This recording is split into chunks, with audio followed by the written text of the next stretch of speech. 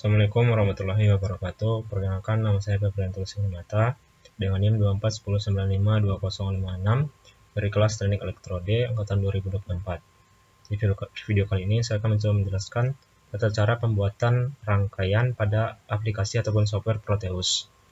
Di sini saya sudah berada pada tampilan utama aplikasi Proteusnya. Untuk memulai suatu proyek baru, kita bisa mengklik di bagian New Project. Namun di sini saya sudah mempunyai sebuah rangkaian yang akan kita buat ulang nantinya. Ini merupakan suatu rangkaian pada soal ujian tengah semester, soal nomor 4. Saya akan mencoba membuat ulang daripada rangkaian-rangkaian ini nantinya. Tentunya yang pertama kita akan membuat ulang pada rangkaian 4A. Nah, di sini untuk membuat rangkaian ulang ini tentunya kita memerlukan beberapa komponen seperti di sini ada transistor, ada beban resistor, tegangan inputnya, ada probe untuk mengukur tegangan ataupun arusnya, nanti ada voltmeter, nantinya ada ground. Nah, langsung saja untuk membuat rangkaian ini tentunya kita memerlukan yang pertama yang namanya komponen bisa kita dapatkan di bagian sini, bagian 2 komponen mode. Kita klik saja. Pertama kita cari adalah transistor. Nah, transistor yang saya gunakan di sini adalah transistor dengan kode 2N1711. Saya akan menggunakan transistor ini, yaitu kita akan menggunakan transistor silikon NPN. Karena sesuai dengan soal, merupakan soal BJT ataupun bipolar junction transistor. Sini saya sudah menambahkan transistor 2N1711. Selanjutnya kita akan menambahkan ataupun kita memerlukan yang namanya beban resistor. Jadi kita cari menggunakan resistor. Kita langsung saja klik OK. Nah, selanjutnya nanti kita akan memerlukan voltmeter. Voltmeter bisa kita temukan di bagian sini, bagian virtual instrument mode. Ada voltmeter DC di sini. Nah, selanjutnya kita memerlukan bagian probe nanti untuk mengukur arus dan tegangan yang ada pada titik-titik ini seperti di VC, VE ataupun VB. Kita bisa menemukannya di bagian probe di sini, probe mode. Ada untuk mengukur arus, voltage dan current.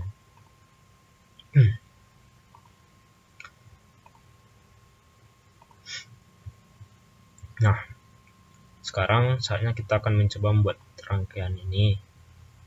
Yang pertama tentunya kita akan berangkaian di sini. Kita memerlukan transistornya. Transistor di sini kita letakkan di bagian sini. Yang kedua kita mengukur resistor tadi. Resistor kita perlukan di bagian bagian sini dan di bagian sini. Kita bisa klik kanan untuk mengubahnya ke kanan.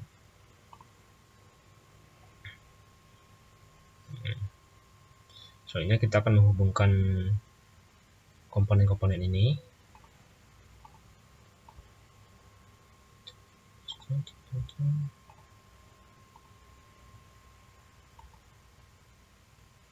Nah, untuk beban di sini pada R11 ini kita hanya akan memerlukan besarnya hambatan sebesar 510K, 510 kilo ohm 10, dan yang kedua ini kita memerlukan sebesar 1,8.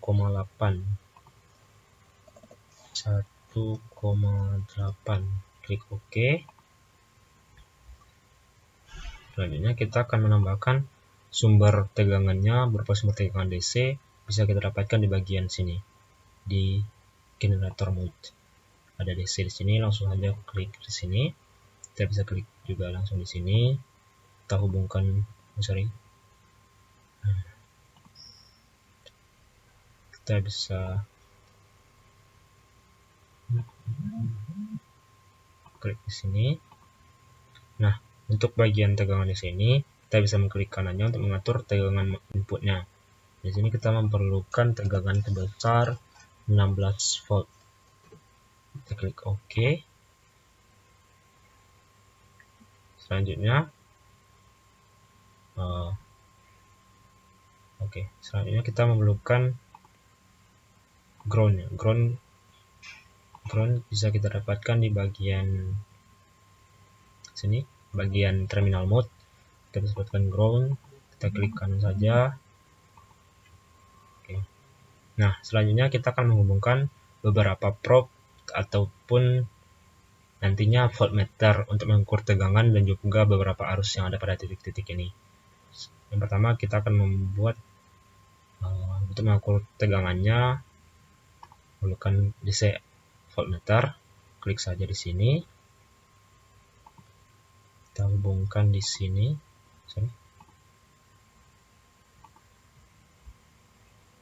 Kita hubungkan di sini. Nah, selanjutnya kita akan menghubungkan probe-nya untuk mengukur arus dan tegangan pada titik-titik tertentu. Pertama, untuk probe ini sendiri kita bisa dapatkan di bagian sini. Yang pertama, untuk mengukur arus kita bisa letakkan di bagian sini. Yang kedua, kita bisa letakkan di bagian sini.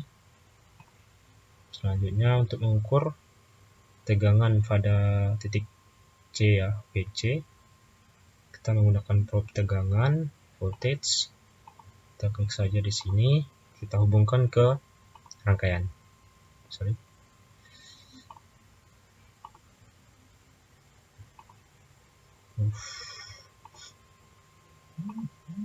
Kita hubungkan ke rangkaian. Sini juga kita hubungkan.